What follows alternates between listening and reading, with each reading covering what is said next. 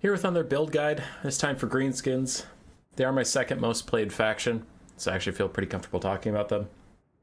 I saw some comments that some people like when I do them alone, some people like when I have a guest. It's also kind of hard to coordinate with a guest and get these out. We have to both find time to work together, then I have to balance their audio and stuff, so. And there's 24 of these, which is an awful lot, so I'm going to do some alone, some with a guest. You get what you get. But for the Greenskins, you get me.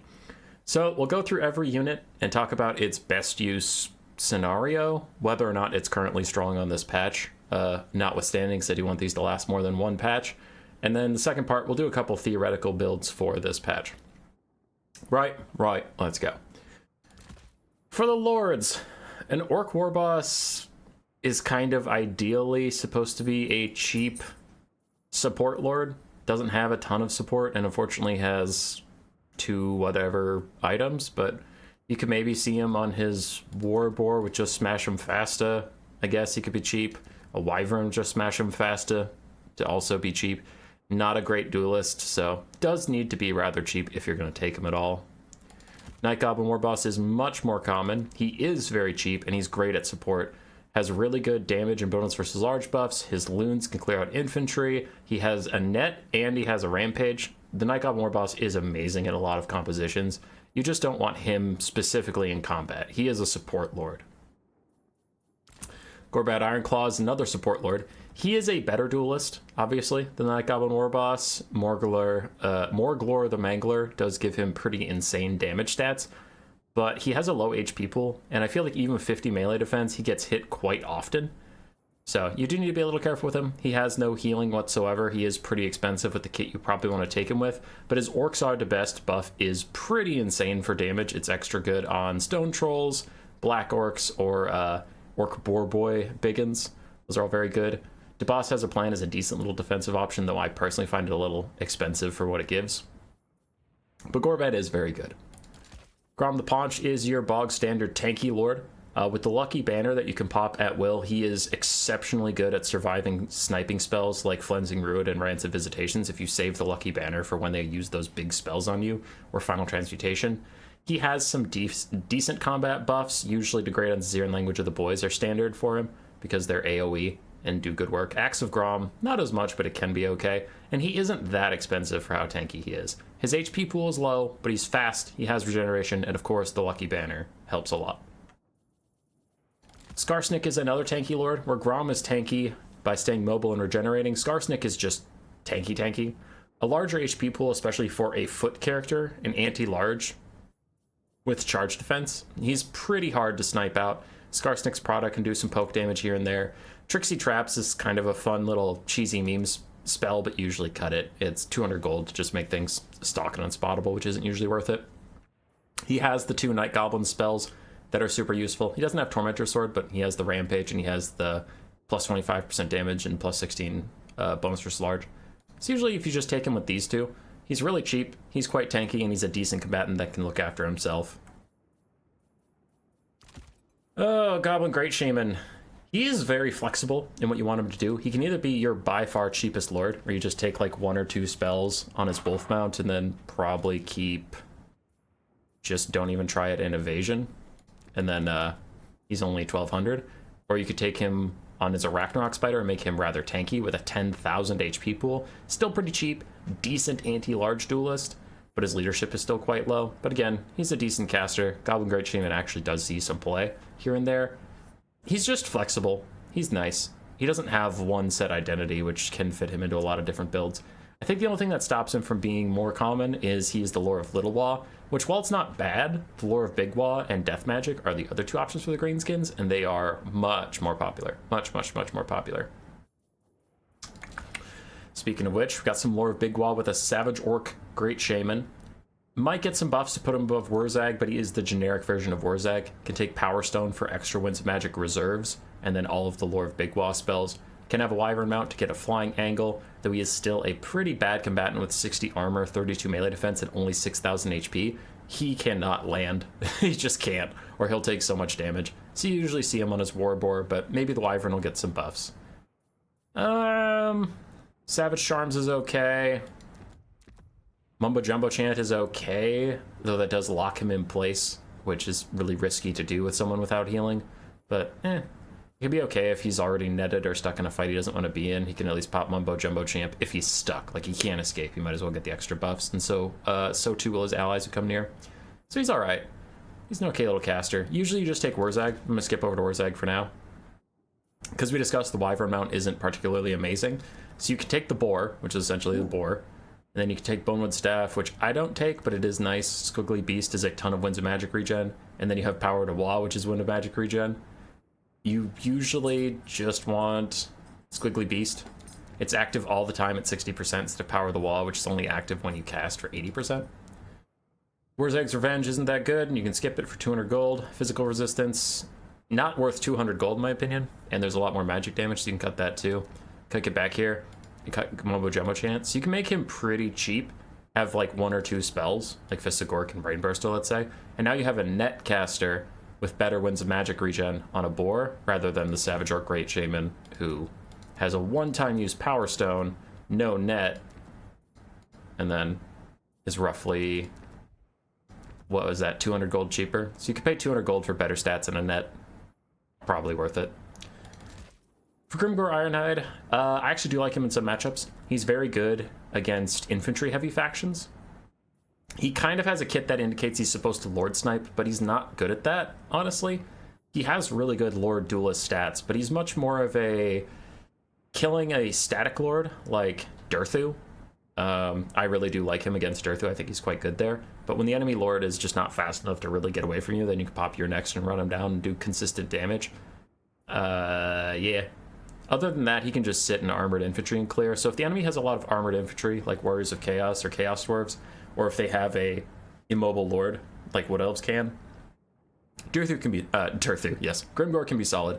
7,000 HP, 120 armor, decent missile resistance, so he's not that snipeable by like Wood Elf archers. He has various buffs, but you can usually cut them. You can keep Best if you think you're going to get in range of the enemy Lord. You can keep your next, because that's really good. And then after that, I honestly wouldn't take anything else. Just rely on his natural 70 melee attack and 500 weapon strength to carry. Gitsnick can be alright, but it's just kind of redundant. Screamgor's alright. Azhag is another common Lord choice if you don't take Warzag, but you want to cast your Lord. He does have the Spider Banner, which is okay, though Skullmuncher provides his own poison, so he doesn't really need it.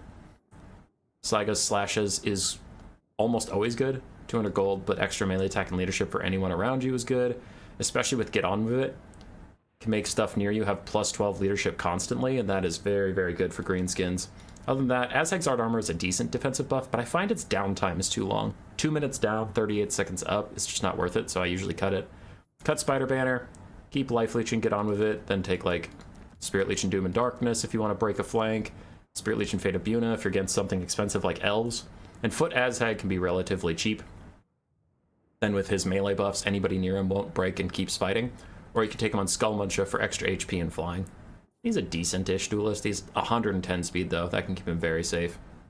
So, Azhag's good. He's the good Wyvern mount. The other 2 Wyvern mounts aren't great as of this patch. On to heroes. What do we have here? Goblin Big Boss is pretty good for hero hammers because they need Stabbin' is a great debuff for enemy characters. Sort of anti-heroes and Slippery you can usually skip, so you can just keep him incredibly cheap and either give him his Spider mount for poison or Wolf for extra speed. But at only 550 gold, this guy is really, really strong for just sniping out other characters. Doesn't have a high weapon strength, but I mean, what do you want from a character worth 550? Night Goblin Big Boss, however, has the Cave Squig, which can give him some solid armor-piercing stats. A Squig summon's fine. Empowering Shrooms gives any Squig nearby extra melee attack, leadership, and stops their rampaging. That can be nice paired with Mangler Squigs who can rampage almost to their death. But it's fine. And then he has his Self-Potion of Healing, which is very, very good. To heal up, a 4,000 HP little hero guy who has no other healing. It's solid. Black Orc Big Boss. Usually prohibitively expensive. Maybe on future patches he'll get a little bit of a helping hand. He has a ton of great melee attributes. Rabble Rouse is fine, give ITP to other nearby Greenskins, but he doesn't need it. Get Back Here is fine, doesn't need it. But even then, you usually want him on his Warboar, so he can pick his fights and get a little more armor piercing. Heroic Killing Blow is pretty good, and then Brass Cleave and Dragon's Fang are both really solid, but that just makes him so expensive, so maybe you just cut that and go 1100 for a duelist character. He's okay. He's just like a little too expensive to afford on the Greenskin roster when you want to go wide and overwhelm. You're usually not hero hammering your way through things. Alright, on to casters. Nah, we'll do Snagla quick. Snagla is a legendary hero. He can have Slippery. He is always mounted on a spider. You can't choose to not have that. So Slippery can give him extra melee defense. He can have 3 spider summons. I don't find spider summons that great, honestly. They just route immediately on being summoned. They don't do any damage.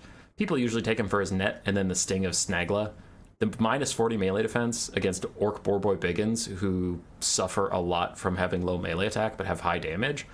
Mixed with Snagla, you can really get a lot of damage out on like elite cavalry. And usually cut Fang Spike, plus 50% damage on his mostly non-armor piercing damage is pretty whatever. So, yeah. With Snagla, I would just take him like this. I mean, Spiderling Summon you could take or not take, up to you. But I'd keep his net, keep his sting, and he's only 1350. He's not as good of a duelist as you'd expect. His weapon strength is just too low, and his spider mount doesn't have great animations for getting any damage in. And with only 4,500 HP, he's just not tanky, so he's a support hero, he's not an assassin. On to the 3 hero casters. We have a Goblin caster, an Orc caster, and a Death caster, Hag. For the Goblin, you can get faster power recharge if you set yourself on cooldowns, though honestly, with the lore of Little Wa, all of your Winds of Magic costs are so low, I don't think you really need the Wand of Jet. Scroll of Leeching kind of sucks, cut it. Sneaky Stealing kind of sucks, cut it. And Madcap Mushrooms also sucks, cut it. Because it can hurt you and it just decreases your cooldowns. But this guy's going to have no problems with Winds of Magic or cooldowns because he can just spam out his super cheap spells all day long till you're out of Winds of Magic. The lore of Little Wa is just limited right now. Maybe on future patches it'll get buffs, but you can see he's only 250 gold. If I take literally 1 spell on him, he's a 350 gold footcaster with stock.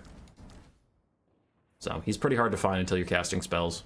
That can be alright, especially with Sneaky Stabbin' and Vindictive Glare. Those are 2 really good spells, and he's only 450. Sneaky Stabbin's good to help out Orc Boarboy Biggins or Black Orcs, and Vindictive Glare is just kind of always solid, not amazing. So he's good. He's a good little guy. Orc Shaman, he has some tempting stuff that's honestly a little too expensive. Skull Wand of Kaloth, Discouraged, looks cool. A lot of base weapon strength and stuff, but it has 27-second uptime for 120-second cooldown. I just don't find it worth it. Also in melee, I feel like this guy's usually getting his ass kicked, so whatever fighting him is going to get the winning in melee buff, so Discouraged's not going to rout him usually. Power of the Wall is fine to keep. I'd cut Evasion and then just get like 1 or 2 spells, and this guy is nice and cheap and has Power of the Wall. You can also put him on a boar if you want to keep him mobile, but I don't know. If you're going to go with a boar orc caster, you probably should have just gotten Wurzag. Probably. Because his warboard doesn't give armor piercing anymore, so it's still pretty half-assed as a combatant. It's only 70 speed, only 55 armor, so it's actually less tanky than on foot, because at least foot characters get foot character jank, and then get knocked around and stuff. Finally, the big popular one, River Troll Hag. She has the Power Stone, which is great. She has Life Leeching, which is great. So between these two, you can get a lot of Winds of Magic Reserve, which is more important than Recharge. Recharging 60 Winds of Magic, or whatever you get these days, but let's say 60. Recharging 60 Winds of Magic as fast as possible, then running out of Winds of Magic for the entire game is not usually as good as getting 90 Winds of Magic over the course of the game. Just a little slower. So she can get a lot more spells out than the other casters can. Mither is an impossibly amazing slow if you remember to use it. That's my biggest problem, is just forgetting to use it. But minus 60 speed, just point and click on anybody is great. For Puke sucks, you can generally cut it. Life Leeching's good, keep it. Then you can go with Spirit Leech and Fate of Buna for the classic combo, or whatever you want, but just take like 2 spells. And she'll be 1,200, 1,300 gold. Not a good melee combatant, like, at all. Has self-regeneration, though, so she'll be alright. She'll take care of herself. Okay, that's it for Lords and Heroes. Pretty good roster of Lords and Heroes, honestly.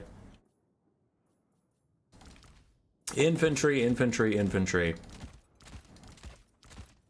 Alright. All the goblins. Goblin sword and board, goblin spears. Basically, you can just pay 25 more gold for charge defense, charge reflection, and bonus versus large.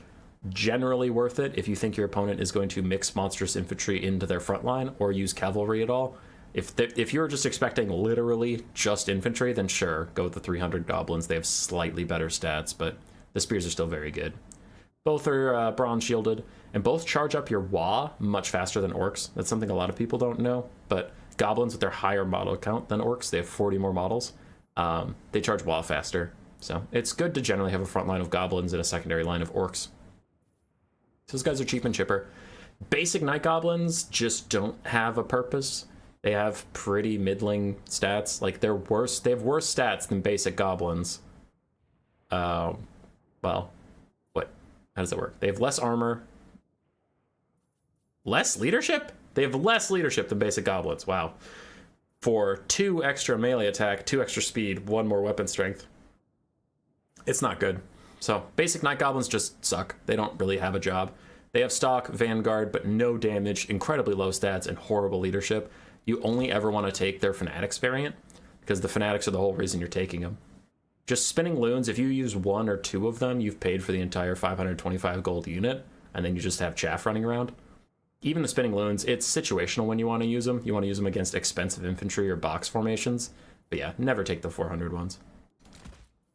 As for the Night Goblin RORs, the Warlords boys are just kind of whatever. They have armor sundering, but your armor has a ton of armor. Your roster has a ton of armor piercing. You don't really need it. I guess they have ITP, but still just very low damage, low speed, low leadership.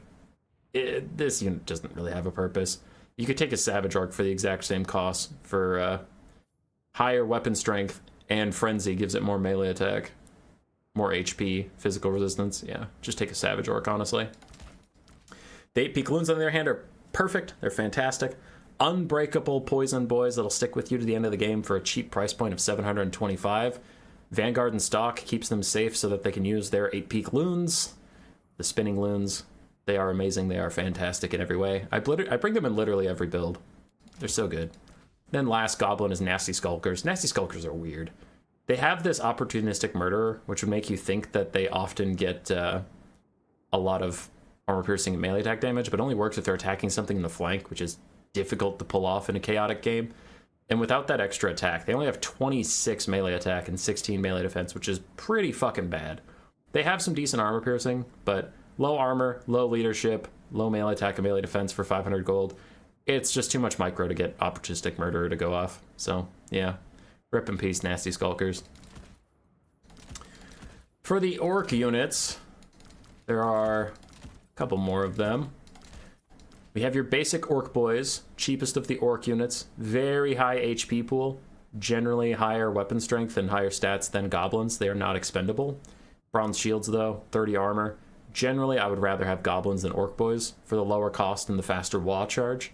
Orc boys just don't bring enough to the field, in my opinion. Now, orc spears bring a lot to the field. They have better stats than goblin spears, and of course, they have their spears. So, pretty good bonus versus large of 14, charge defense, charge deflection, 28 melee defense.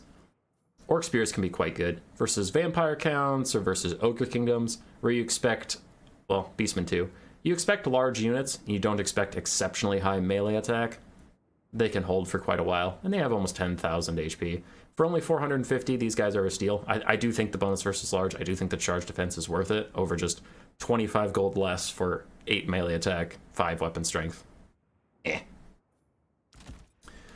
Savage Orcs, I think these are a criminally underrated unit. 25% physical resistance. Not many front lines have just base magic damage, so I guess don't take them versus demons or wood elves. But other than demons and wood elves, Savage Orcs are generally your go-to front line, in my opinion. Mix them in with some goblins and you'll get good results. Frenzy gives them very high weapon strength and high melee attack for a 550 gold unit, and 25% physical resistance does a lot of work. Now, they have 0 armor and 20 melee defense, but yeah, they put out a lot of damage. They'll usually trade up. They'll have trouble against high armor units, I suppose, but if you're dealing with high armor, you should probably be bringing squigs or trolls to deal with it, so the Savage Orcs will still just be bodies for you. I mean, you need to compare them to like a high elf spear, because they're 50 gold more than a high elf spear.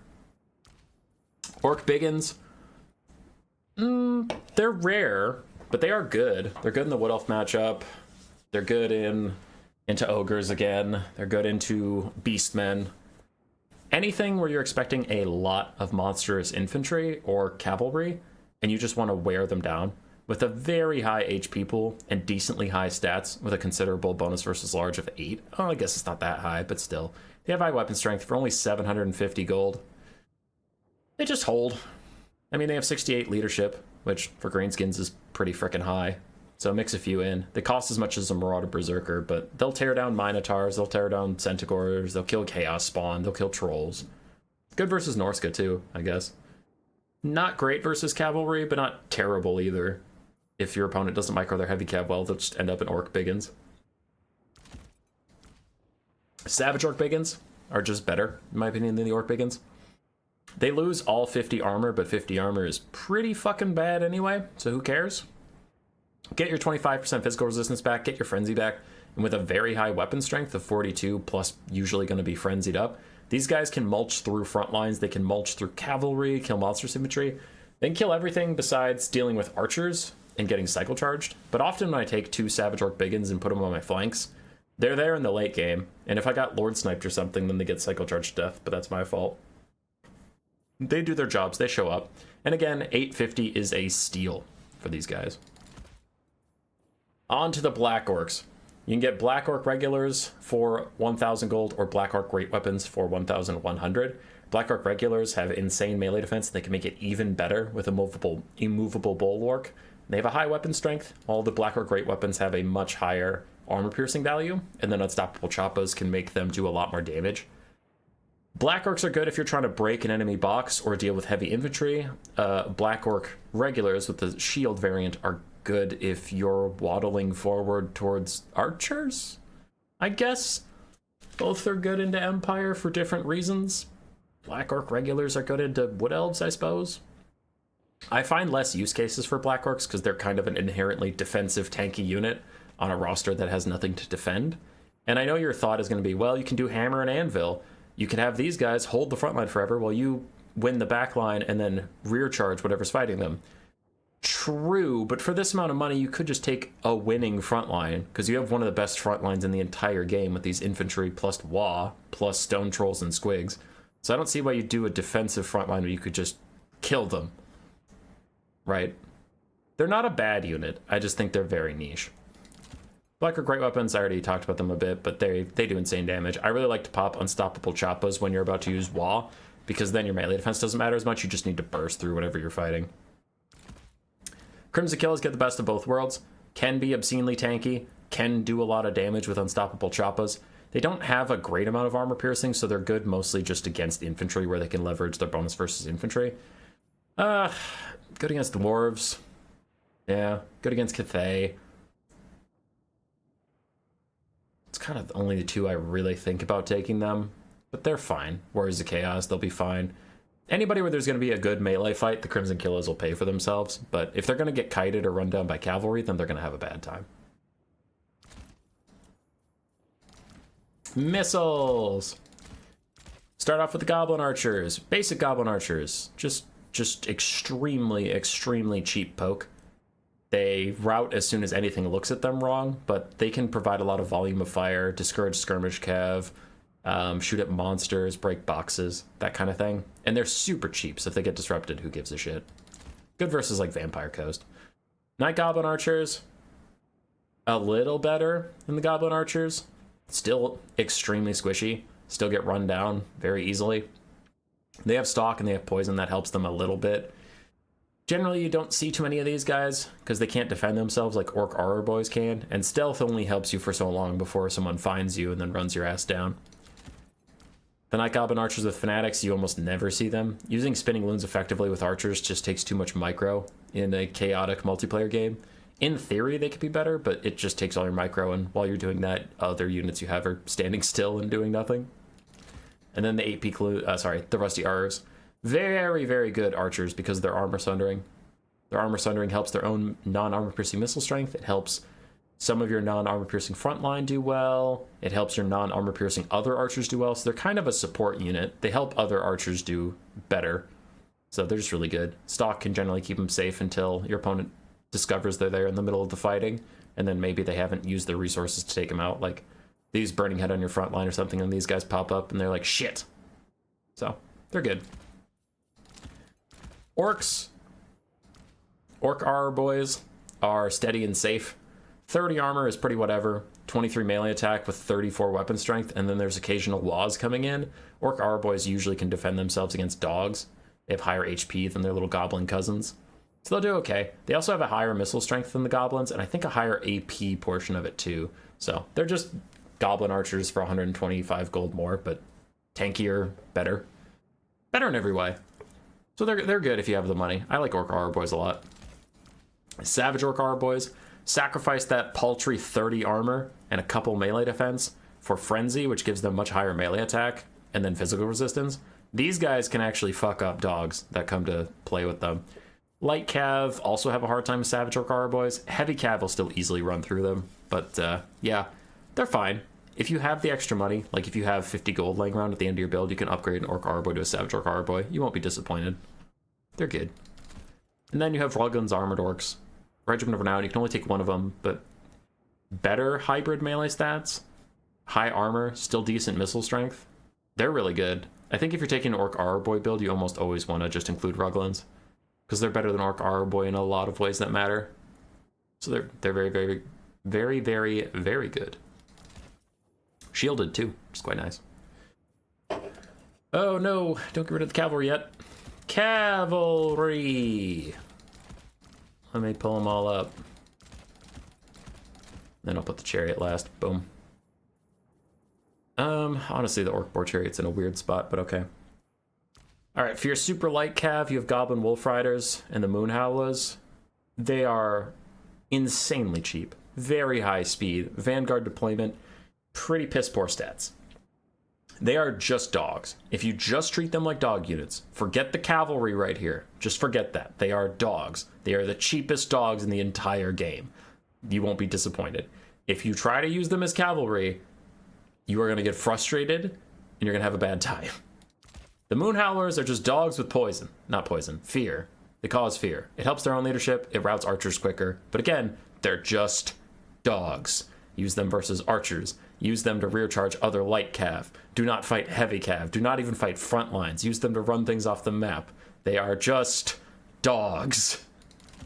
Spider Riders are not just dogs. Spider Riders are much more of a support unit. Their poison and their strider means they can take fights in weird places that other cavalry doesn't want to go, like the forest. Or you can poison heavy cav and keep them in range while Orc Boar Boys try and catch up with their lower speed. Spiders are good for that kind of thing. They're good at flanking, they're good at harassing archers, and then they're still good at chasing things off the map. And with 32 melee defense, they are much tankier in melee than the Goblin Wolf Riders. So they take a while for heavy cav to kill, unless the heavy cav has dedicated anti-large. They're more sticky. Night Goblin Squig Hoppers and Dirkit Squig Hoppers. Dirkit Squig Hoppers are just the same thing, but a little tankier and higher stats. So just take what I say about this and add it to that with more stats. Night Goblin Squig Hoppers are armor-piercing anti-infantry specialists.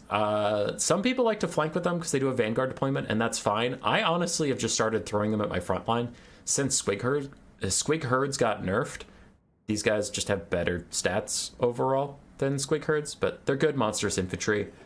Do great against armored infantry, especially when stacked on your own infantry for a little bit of support.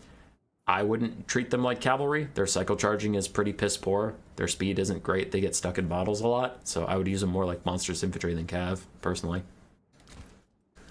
Orc Boar Boys and Savage Orc Boar Boys. Orc Boar Boys have moderate armor, but they are some of the cheapest armor-piercing cav in the game. At only 650 gold, they have 2/3 of their damage value is armor-piercing. Their melee attack is incredibly poor. We talked about this a little bit with Snagla, about his debuff, but these guys pretty much need Wa or they need Fists of Gork to do any damage. Their charge bonus is fine. Their melee attack is bad. Their speed is pretty bad. But if they get to countercharge some heavy cav, they'll get decent damage done. Their unit card says anti-infantry. That shit's a lie. They're actually terrible at clearing infantry. They're fucking garbage at it. But they do decent against enemy cav, and they are 650, making them some of the cheapest armored cav in the game. Savage Orc Boar Boys do much better damage-wise. Higher damage value because of their frenzy. Also higher melee attack as a frenzy, so 36 melee attack is much better. But they rely super heavily on 25% physical resistance. Their armor is negligible. Their melee melee defense is terrible. Their charge bonus is a bit better. So these guys don't want to fight demons at all, but they can fight mortal heavy cav. Especially armor-piercing mortal heavy cav, because they'll lose, but they'll trade up against most armor-piercing cav in the game. Like, they'll get their 700 value and then some versus Dragon Princes or whatever, especially with Wa popped, so they're kind of counter-enemy cav. As for Orc Boarboy Biggins, they get bonus versus large, they have more armor, they have more leadership. These are the backbone of your mobile game. They are what everything is trying to support. They're what Spider Riders are trying to poison and help out with. They're what Wolf Riders and Spider Riders are trying to fire in and help out with. They trade very well into other heavy cavalry. Again, like most board boys, they do pretty terribly versus infantry, so you just want to deal with other cav.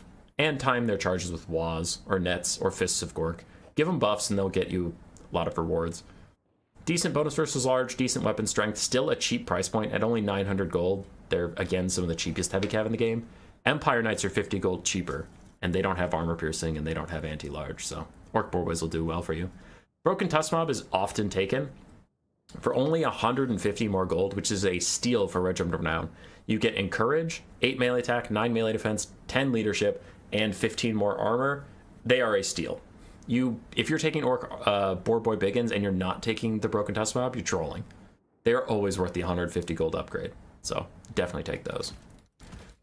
Savage Orc Boarboy Biggins are niche, but very good in their niche. If you're fighting someone without magic damage, but have armor piercing, similar to the Savage Orc Boarboys, these guys will do so much work for you. They do very high damage, have good stat lines, just solid, and their physical resist keeps them roughly safe. And a lot of that armor piercing on Cav is wasted. Like, they're good versus Questing Knights. They're very good versus Questing Knights. The main problem is, as the game gets updated, a lot more armor piercing Cav is getting magic damage thrown on them. The Fireborn don't have it yet, so the Savage Orc Boarboys do fine there. They also do fine into regular Dragon Princes, honestly. Do the Demigod Knights Halberds? No, they also don't have magic damage, so Savage Orc Boarboys can still do well there. Just avoid magic damage like the plague. And last up is the Orc Boar Chariot. Very, very tanky thing. Causes disruption for days, uses mass to block up enemy heavy cav, disrupt them, annoy them, chase off things in the late game, and at a very low price point, which, again, we've been talking about that for this whole roster, but that's kind of their shtick. The Greenskins can just field a ton of cheap and effective bodies that do a lot of damage. Their problem is if their lord ever dies, they'll all just rout continuously, and that's kind of the whole point. But Orc Boar Chariot's very annoying. Shut down enemy ranged if you're worried about that. If you take a Squig or Troll heavy build, 1 or 2 chariots can be nice. Just keep huntsmen or archers at bay. Don't do a ton of damage, though. Missile Cav, it's a mixed tale here. Roughly, they all do the same thing. Roughly, they all have very low damage shots that just harass the enemy and be annoying, and then they can chase off anything that's already routing. Goblin Wolf Riders struggle to find use. Their missile strength is too low, and their melee stats are too low to really do too much, so you don't often see them, but they're 400 gold, so I guess they're cheap, I guess. Their missile strength is bad. I think you should just spend the 75 gold and get Spider Riders, so I just wouldn't take them. Spider Riders are the exact same thing. Higher melee defense still, but it's pretty low compared to their melee variant. But the poison arrows they're using are very good at slowing down the enemy, debuffing their stats, and helping your Orc Boarboys win the fight, helping your infantry win the frontline fight if you're on the side, just shooting in, applying poison, being a nuisance. And then you can chase stuff down in the late game. They're quite solid at that. So they're a good little support unit. On to the regiments for now. Morgus Meiji Marauders, still terrible, terrible, terrible melee stats. Do not use them in melee unless the unit you're chasing is already routed. But they do have armor-piercing missiles, which is rare for the Greenskins. This is quite nice against, like, I don't know, the Iron Demons of the Chaos Dwarves or something. Their missile strength isn't that high, though, so don't expect you to, like, burst them out. But if they're shooting at an armored target, they'll almost always pay for themselves. That's fine. They do take a lot of skill to use correctly. Death Creepers don't take that much skill to use correctly. Their self-regeneration and poison stats just make them the epitome of support cavalry. They can take bad charges and then run away, debuffing their enemies as they get some distance and heal back up for the late game. They're great. Decently high leadership for Greenskin Cav, Strider. They can run into the woods and get away from enemy Cav. They're good. They're very good. Sticky guys. regen is so nice. Goblin Wolf Chariots are just a sad unit in general. They're trying to be good chariots. Their missile strength isn't that high. Their 12 model count can cause a lot of disruption and some decent damage on charges, but their mass is so low, I tend to not notice them do that much damage to infantry. Just treat them like pump wagons, I guess, if you for some reason want your pump wagons to have mild arrows. But yeah, it's just a 12 model shitty little chariot. Can cause decent disruption in archer lines, but in my opinion, just upgrade to the orc boar chariot that can actually withstand damage. Because these guys with 12 models, if they get locked up in cavalry, they'll die super quick. For the T-Frabas, you pay 150 more for Strider and higher stats. If you're gonna take Goblin Wolf Chariots, you should just take the T-Frabas, but still, I don't think it's worth your money, personally. They don't have a good identity on the Greenskin roster. Unless a future patch gives their missile attacks enough damage to make it worthwhile, I would just go with some of the melee chariots, honestly. Monsters. There is a lot of them. So let's do it. Squig Herds are super cheap, 400 gold armor-piercing anti-infantry units, and they get plus 12 leadership if they are in melee, or actually just an enemy within 30 meters. They are ITP, making them a little harder to rout off. They don't terror out. But their leadership is naturally very low, so if they get shot on the way into a fight, they might just rout before the fight even starts. And even with Squig Go Wild, they're going to have a leadership of 48, which is still pretty low. And Rampage can obviously take them into a bad spot. 400 gold, they're useful against armored front lines. They're not an auto take anymore. There was a meta for a while where it was just goblins and squigs and you'd win every front line, but now you kind of need to be against someone with some decent armor on them. Trolls. Basic trolls are almost never taken because there's better options. Basic trolls do have a high weapon strength of significant armor piercing. They have regeneration. Their low leadership, low armor, and no missile resist, though, makes basic trolls not usually worth it when you can upgrade to better trolls. River trolls, much better. Same regeneration, but they cause -6 melee attack in AoE, so they give essentially AoE plus 6 melee defense for all their allies, including themselves. So treat them like they have 46 melee defense. So it's a pretty high melee defense. They cause fear, and then they have higher stats in their basic trolls for only 100 gold. You're paying 100 gold for 8 plus 6, so 14 more melee defense, essentially. 5 more damage, 6 more charge bonus. Like, that's a steal. Stone trolls are usually the king of the trolls, though. Higher damage than the other trolls, higher melee attack, more armor, and then they also get missile and spell resist. So they're just great. They do a lot of damage. They're very tanky. Their melee defense is a little lower, however, and 70 armor can save them from basic spears, but if they get stuck in halberds, they will need some help. Their lower melee defense and their armor getting negated by the halberds, they'll die kind of quick, but they're great at surrounding and fighting big monsters, great at fighting enemy cavalry. Stone trolls are amazing. They've been in the greenskin meta forever, and there's good reason for it.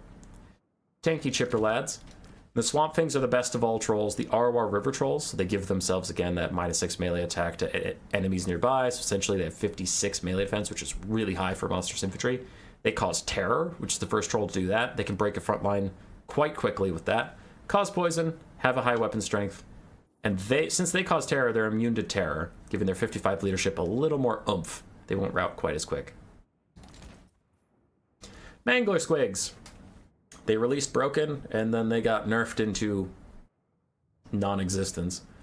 But ideally, you want to use them as, like, fast bloated corpses, where they just pile into enemy infantry or into enemy cavalry that is more expensive than them, and then they die and their explosion kills off those guys. That is usually it, though. You want them to fight something more expensive than themselves, because if they fight light cavalry, their 22 melee defense and 40 armor will betray them. They'll take a lot of damage and then trade down. So to counter them, obviously, you just want to run dogs at them, run light cav, run cheap spears. Yeah. Manglers need to kill elite things. Feral Wyvern is an overpriced manticore. Insanely low melee defense, not great armor. Means this guy can't clear infantry for shit and will take a lot of damage if he lands in infantry.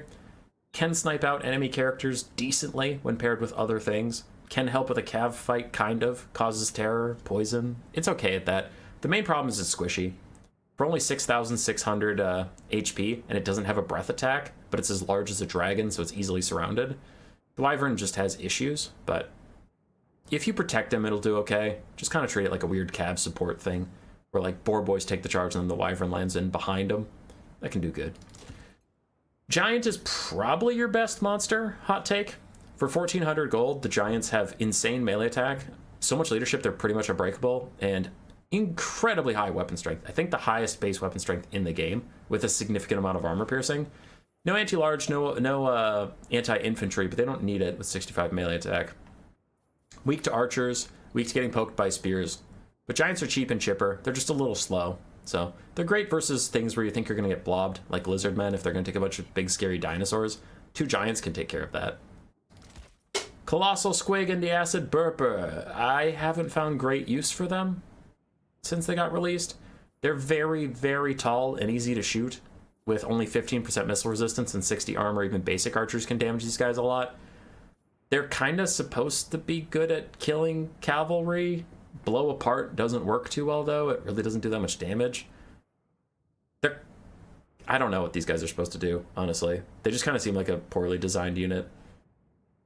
Best case scenario, cheap infantry clearing and fighting cav well, I guess, but then low melee defense doesn't help with that. I don't know. They just suck. I can't advocate for them. They're terrible. The only way to make them good is to make them like kill a ton of infantry very quickly. That would be it. And then it's like, okay, well, you can shoot them easily and then they'll die, but if you just run infantry at them, they'll kill infinite amounts, but that's not true currently.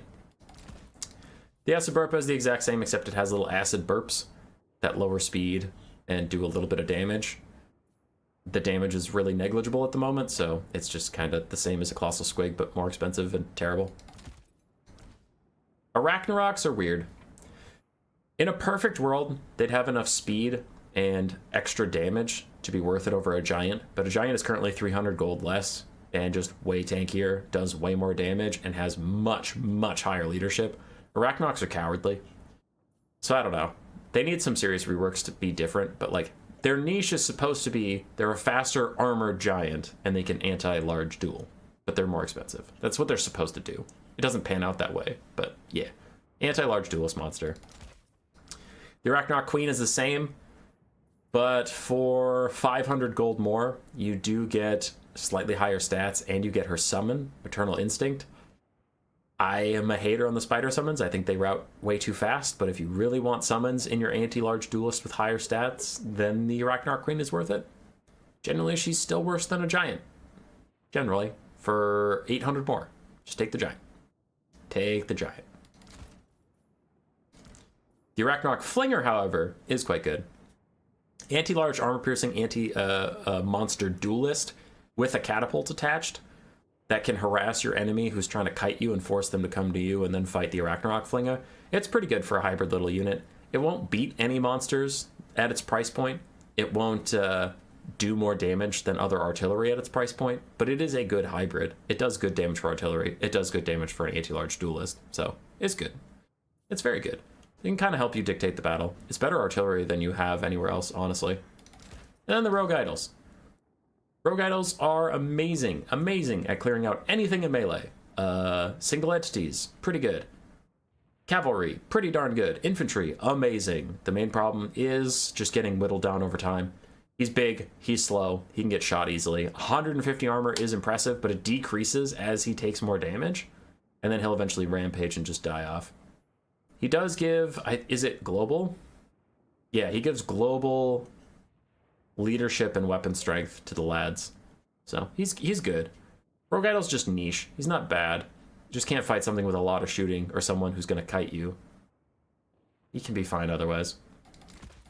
The Biggin is just the same thing, except he has a rock throw. It's okay. I generally don't think kiting with the Biggin is worth it. I think he's fine if you have the money and want the extra stats for melee, and then use rock throw if they're trying to kite you, and then when the melee starts, switch him into melee mode and go into melee. Don't just keep trying to use him as an artillery piece. He's not worth it for that. So you do have to use his melee stats. Otherwise, he'll just be a waste of your 2,600 gold. Lastly, the War Machines. Oops, got 2 of those. All right, we'll do them in clumps. The Snotling pump wagons. 12 bottle, cheap chariots that have insane charge, very high charge bonus, with especially pump harder lads, and they just cause a lot of disruption, can get a lot of damage in with their 12 models, but generally their damage is too low. For 500 gold, though, you can just kind of cause a bunch of mayhem. Goblin Wolf chariots are similar. Pump wagon flappas, a little bit better. Higher charge bonus, even more impact damage, more oomph for only 650 gold. You might want 2 or 3 of them if you're going to get anything done. Might as well cause a ton of chaos if you're going to go for it at all. The ROR is a regular Snotling pump wagon with this kind of explosion that falls along behind it. Generally, the explosion doesn't do that much damage, but if the explosion is ever worth it, then sure, grab them. It's fine. They're only 700 gold. It's still super cheap. And then finally, you have the Spiky Rollos. 900 gold is a pretty penny for a 12 model chariot, but they have higher armor than the other Snotlings, and they do have some armor sundering. They can kind of synergize with a Savage Orc frontline, kind of. It's a little niche though. That's a high price point for such a squishy little chariot. Not recommended. Okay. Goblin Rock Lavas, basic catapults. Usually you just want to take the Hammer of Gork if you're going to take any. It has blinded debuffs for anything it hits, but both of them are horribly inaccurate. So this one, the Hammer of Gork, is a good support unit to help with cav fights. The other one, I just wouldn't take it ever, honestly. Goblin Bolt Throwers and Snagless Death Throwers. Snagless Death Throwers are too expensive to provide only poison and mildly higher stats with Snipe. It's just not worth it, because they don't have Stalk, they just have Snipe, so they have to already be hidden, and then you can't see them while they shoot you. That's niche. That's incredibly niche. The basic Bolt Throwers are okay for 650 gold to shoot at enemy skirmish cav and force them to come fight you if you're really worried about getting kited. But they're too inaccurate. I tried using them against Wood Elves and they just couldn't shoot anything. I even had shooting at Durthu and then Sister of the Thorn and they just couldn't hit. So, I don't know. Probably skip. Doomdiver Catapults, my chat keeps telling me they're good, and every time I use them, I regret it. They are theoretically good anti-cav. They're theoretically good anti-monster. Theoretically good anti-enemy artillery. In practice, these motherfuckers miss everything for 1,000 gold. I hate them so much, but in theory, they can snipe out enemy stationary stuff. All right, that was all the units. Let's do some random builds here. Vampire Coast versus the Greenies. Probably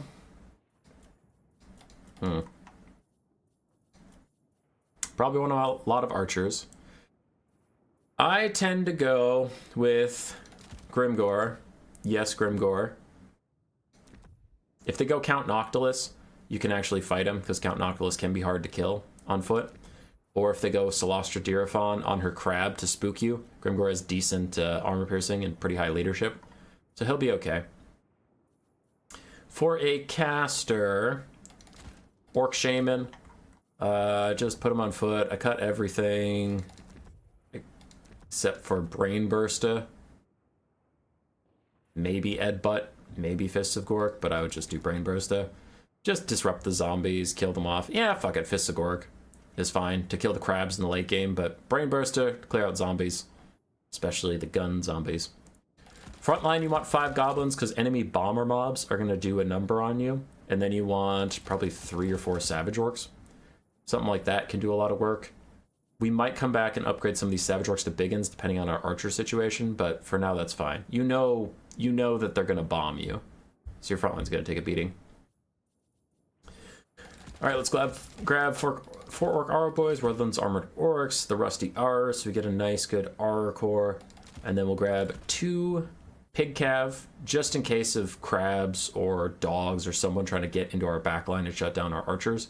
We don't want to let that happen, so our cav can do that. But you do want to keep your cav like as defense, not as offense. Don't try and flank the coast. Don't try and get around them. Don't try and do any of that. Just stay near your archers. Peel off bats. Peel off dogs. Peel off crabs. That's really your job there. And then what do I have money for? Oh boy. Death Creepers are pretty good against dogs, I guess. And then can I upgrade 2 of you to Savage Orcs? Yeah, I can. Cool. That's probably what I'd do. Savage Orc biggins, especially with Fists of Gork, can do well against Lamprey's Revenge in the late game. with wall pops. Grimgore can do well against Lamprey's Revenge if he has support, not alone. Obviously, don't just chuck him against him alone. He can also kill Noctilus. The archers can all help kill off the guns, kill the cannons, kill Necrofex Colossus, kill animated hulks, kill everything if you keep them safe, so you have 3 cav to do that. Death Creepers are good at running down dogs, poisoning the dogs, slowing them down, using their regen to just win out the fights. So, yeah, again, keep the Death Creepers back, defend your archers with them, and you'll be fine. That's a good anti-coast build. And then versus... Let's do some chaos. Let's do... Nurgle is just archer spam too. Let's do Slaanesh. Slaanesh is kind of interesting. Alright. Versus Slaanesh. Azhag's very good. Put him on Skull Muncha. Saga Slashes. Life Leech, you can get on with it. And then I just do Spirit Leech and Aspect of the Dread Knight for the magic attacks and leadership. Helps me fight Seekers. Fate of Buna's tempting, but I don't know. I guess you use it on one Seeker or one Heart Seeker and all the other ones flood over your line, so... I just do Spirit Leech, Snipe the Enemy Lord, Aspect of Dread Knight, give my Wolf Riders some magic damage, which we'll get to them in a second. So that's Azhag. Front line, 8 peak loons for some spinning loons. I get 2 more loons. No matter what their front line is, the loons are going to be good versus it. Marauders, Chaos Warriors, Demonettes, whatever it is, just spin loons through them. Other than that, 3 goblins with spears for some anti-large. Poke, don't need the armor piercing or anything. You just poke them. Poke them in the mouth. I also like some Savage Orc Biggins here, honestly. They do okay, but we'll see. We'll see how this goes. Alright. I grab 2 Spider Riders and the Moon Howlers, and then some Savage Orcs. I do grab the Savage Orc Boar Boys. Yeah, just the basics. The main problem with any of the Greenskin Cav is the Savage Orc Boar Boy Biggins rely on physical resistance, which Seekers cut through with their magic. And the Orc Boar Boys have armor, which the Seekers cut through with their magic. So I go with the Savage Orc Boar Boys regular. Yes, their physical resistance is going to get cut through, but I'm relying on their Frenzy and high weapon strength to cut through the Seekers. And they're cheaper, so if they die, it's a fine trade. So I just went as cheap as possible with getting as much damage out as I can. High melee attack. And then if the enemy goes with Chaos Knights or Chaos Warriors, you do have some armor-piercing cav in the late game. That's fine. But you have 6 super cheap cav that you can throw Aspect of the Dread Knight on and just counter Seekers, but just sacrifice. Like, yeah, fuck you, I'm gonna fight you with a Spider Rider and a Savage Orc Boar Boy. You can only kill one of them and you're gonna die, and it's a good trade for you. So that's fine. That's fine. Death Creeper is hard to keep alive, so just skip it. Just skip it. Okay, so we have the Savage Orc Biggins. We have all these guys. Could do a Giant, honestly. Giant can be okay versus Slaanesh. Keep him honest. It's a possibility. I'm not going to do that one. I've also seen myself... Well, I've seen myself, yes. I've used the Arachnarok Flinger. It did okay. I felt like it still got isolated and killed off in late game, so I would just get more lads and be more annoying. 3 Orc Aura Boys are really good at poking down Seekers, poking down the Exalted Keeper of Secrets, and then grab...